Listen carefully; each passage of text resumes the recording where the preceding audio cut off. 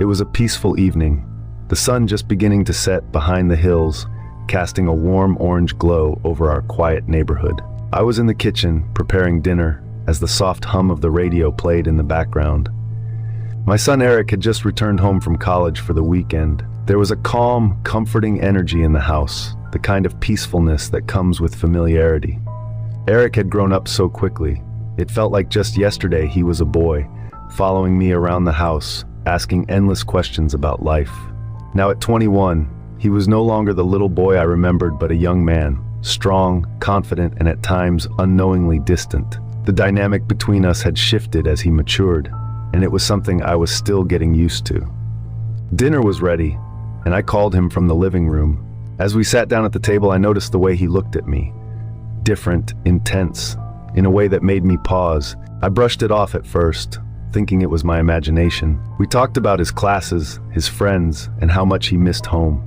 But the way he spoke, the way his eyes lingered on mine longer than usual, made me feel something I couldn't quite put into words. After dinner, we decided to watch a movie together. Something we used to do all the time before he left for college. The living room felt cozier than usual, the dim lighting and soft cushions making it a perfect setting for a quiet night in.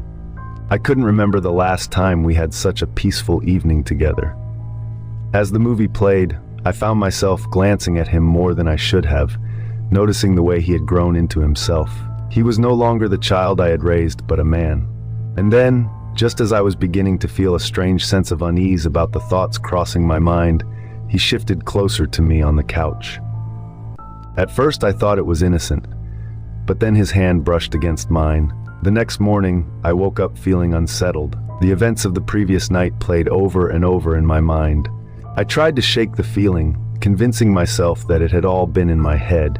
I was his mother, nothing more, nothing less. I loved him deeply, but not in a way that could ever be misconstrued. I was being irrational, I told myself. Eric was already up by the time I came downstairs, sitting at the kitchen table with a cup of coffee. He greeted me with a smile, as if nothing had happened. Maybe it really had been nothing, just an odd moment that only I had noticed. I decided to push it from my mind, at least for now. "Morning," I said, forcing a smile and trying to sound as normal as possible. "Morning, Mom," he replied, his voice casual and easy. "I was thinking about going for a hike later. Want to join me?" A hike. It had been ages since we'd done anything like that together. A spark shot through me. Something electric. Something I knew I shouldn't feel. I pulled my hand away quickly, startled by the intensity of the moment. "What's wrong, Mom?" he asked, his voice soft, almost concerned. I looked at him, my heart racing, unsure of what to say. "Nothing, sweetie. Just tired, that's all," I replied, trying to dismiss the feeling and hoping he didn't notice the tension between us. But I knew something had changed in that moment, something we couldn't ignore. The line between mother and son had blurred, and even though neither of us had crossed it, the air was thick with unspoken thoughts. We sat there in silence, the movie playing in the background, but neither of us was paying attention anymore. I got up, telling him I needed to go to bed early, but as I walked away, I couldn't shake the feeling that something had shifted between us. As I lay in bed that night, my mind raced. I knew I couldn't let this feeling grow.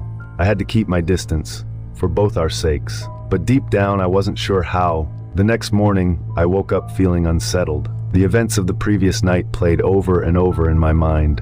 I tried to shake the feeling, convincing myself that it had all been in my head. I was his mother, nothing more, nothing less. I loved him deeply, but not in a way that could ever be misconstrued. I was being irrational, I told myself. Eric was already up by the time I came downstairs, sitting at the kitchen table with a cup of coffee. He greeted me with a smile, as if nothing had happened. Maybe it really had been nothing, just an odd moment that only I had noticed. I decided to push it from my mind, at least for now. "Morning," I said, forcing a smile and trying to sound as normal as possible. "Morning, Mom," he replied, his voice casual and easy. "I was thinking about going for a hike later. Want to join me?" A hike. It had been ages since we'd done anything like that together. I hesitated for a moment, unsure if I should spend more time alone with him after the way I had felt last night. But then I reminded myself, it was just a mother and son spending time together. There was nothing wrong with that. Sure, I said. It sounds nice. Later that afternoon, we drove to a nearby trail, a place we had gone many times when he was younger. The air was crisp, the sky a brilliant blue, and for a moment, everything felt normal. We walked side by side, talking about nothing in particular, old memories, his plans for the future, the usual small talk. I found myself laughing, feeling more at ease with him, thinking maybe I had overreacted the night before. But as we walked further along the trail, there were moments where our conversation would pause, leaving a lingering silence that felt heavier than it should. At one point, as we reached a clearing with a beautiful view of the valley below, Eric stopped walking and turned to me. "You've always been there for me, Mom," he said, his voice soft but serious. "I don't know what I'd do without you." If you're enjoying the content, please consider subscribing. It helps a lot, and you'll never miss a new video. Appreciate your support. There was something about the way he said it that caught me off guard, a vulnerability in his tone that made my heart ache. I smiled, trying to lighten the mood. "Well, you won't have to worry about that anytime soon," I joked. "I'm not going anywhere." He didn't laugh. Instead, he took a step closer, his eyes locking onto mine. "No, I mean it," he continued. "You've always been more than just my mom. You've been everything." I froze. The words hung in the air, heavy and loaded with meaning I wasn't ready to face. I searched his face for some sign that he was just being sentimental, that this was just an innocent moment of affection. But there was something in his eyes, something that made my heart race again, just like the night before. "Eric," I said, my voice barely above a whisper, "you know how much I love you, right?" "Of course," he replied, stepping even closer. "I love you too, more than you realize." My pulse quickened. This wasn't how a mother and son were supposed to talk, to look at each other. My mind screamed at me to step back, to put some distance between us, but my body felt frozen in place. "I think we should head back," I said, my voice shaky. "It's getting late." But before I could turn away, he reached out and gently took my hand. The touch was innocent enough, but the way he held on, the way his thumb slowly brushed against my skin, made my stomach twist in a way I couldn't ignore. "Mom," he said softly, his voice filled with something I couldn't quite name.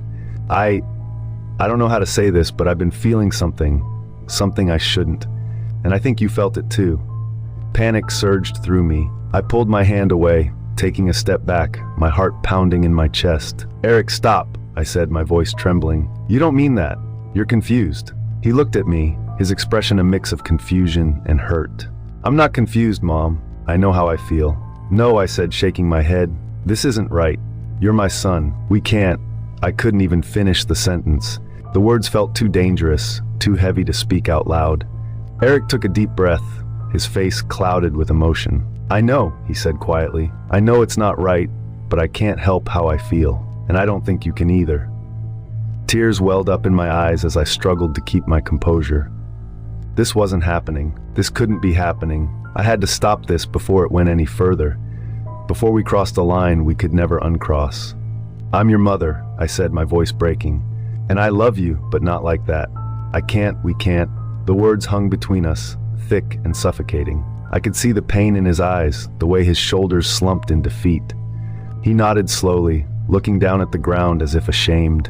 "I'm sorry," he whispered. "I didn't mean to. I didn't want to make you uncomfortable." I swallowed hard, trying to push down the overwhelming mix of emotions swirling inside me. "It's okay," I said softly, though I wasn't sure if it really was. "Let's just go home." The drive home was suffocatingly quiet. Eric didn't say a word, and neither did I.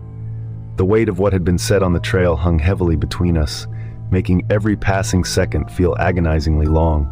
I kept my eyes on the road, my mind racing as I tried to process what had just happened. I couldn't believe the words that had come out of his mouth, the feelings he had confessed. It was as though everything I thought I knew about our relationship had been flipped upside down. When we finally pulled into the driveway, Eric muttered something about going to his room. I didn't stop him as he disappeared up the stairs. I collapsed onto the couch, my body trembling with the emotions I had been holding back since that moment on the trail. I didn't know how to make sense of any of it. He was my son, my baby boy, but he wasn't a boy anymore, and it was becoming terrifyingly clear that our relationship had taken on a complexity that neither of us had expected. I wanted to believe that his feelings were just a phase, something fleeting that would pass with time. But the way he had looked at me, the way his hand had lingered on mine, told me otherwise. A part of me felt guilty, like maybe I had done something wrong. Maybe I had been too affectionate, too close over the years. But that wasn't right, was it? Mothers were supposed to love their sons, to nurture them, to be there for them. That's all I had ever done. But now everything felt tainted by the strange tension that had grown between us, and I didn't know how to fix it. I spent the rest of the day trying to avoid him, keeping myself busy with chores and anything that could distract me from the confusion I felt. By the time evening came, I was emotionally drained. I didn't want to confront what had happened, but I knew I couldn't avoid it forever. Eric and I couldn't go on like this, pretending everything was fine when it so clearly wasn't. That night, after I had spent hours tossing and turning in bed, I heard a knock on my door. My heart sank. I knew it was him. "Mom, can I come in?" Eric's voice was soft, almost hesitant. I hesitated, my mind screaming at me to say no, to create some distance between us. But I knew I couldn't keep avoiding him. I had to face this, no matter how uncomfortable it made me. "Come in," I said quietly, sitting up in bed and pulling the covers up around me as if they could somehow shield me from the emotional storm that was about to unfold. Eric stepped inside, looking as conflicted and unsure as I felt. He stood at the edge of the room for a moment, not quite knowing what to do with himself. After a few seconds, he sat down on the edge of the bed, but kept his distance. "I'm sorry," he said, his voice heavy with regret. "I shouldn't have said what I said earlier. I don't know what came over me." I nodded slowly, trying to find the right words. "I know this is confusing," I said, "but what happened earlier? That can't happen again, Eric. We have to be careful. This isn't how things are supposed to be." "I know," he whispered, his eyes downcast, "but it's so hard, Mom. I don't know why I feel like this. I've tried to push it away, but it just keeps coming back." His words struck something deep within me. I felt an overwhelming sense of sadness for him, for both of us really. This wasn't a situation I had ever imagined myself being in, but there we were, trapped in a web of emotions that neither of us knew how to untangle. "I'm your mother," I said again, my voice gentle but firm. "That's all I can ever be. You know that, right?" He looked at me, his eyes filled with pain, but he nodded. "I know," he said. I don't want to lose you." "You're not going to lose me," I assured him. "But we have to set boundaries, Eric.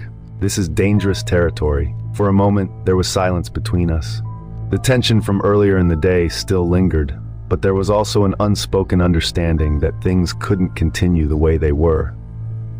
We both knew it, even if neither of us wanted to fully acknowledge it. "Maybe it's best if you go back to school tomorrow," I suggested gently. "I think we both need some space to clear our heads." Eric nodded slowly, though I could see the sadness in his eyes. "Yeah," he said quietly, "maybe you're right." The next morning, I watched as he packed his things, the air between us thick with unresolved emotions. I wanted to hug him, to tell him that everything would be okay, but I couldn't bring myself to do it.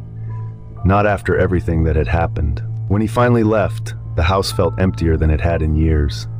I sat on the couch, staring out the window, trying to process everything. I knew we had both made the right choice by putting some distance between us, but that didn't make it any easier. The relationship between a mother and son was supposed to be simple, pure, but ours had become something far more complicated, something that neither of us knew how to handle. As the days passed, I tried to settle back into my routine, but it wasn't the same. The house felt too quiet without Eric, and I found myself thinking about him more than I should have. I wanted to believe that the distance would help, that it would give us both the space we needed to sort out our feelings. But deep down, I knew that things would never go back to the way they were before. Something had shifted between us, something we couldn't undo, and I wasn't sure what the future held for us anymore.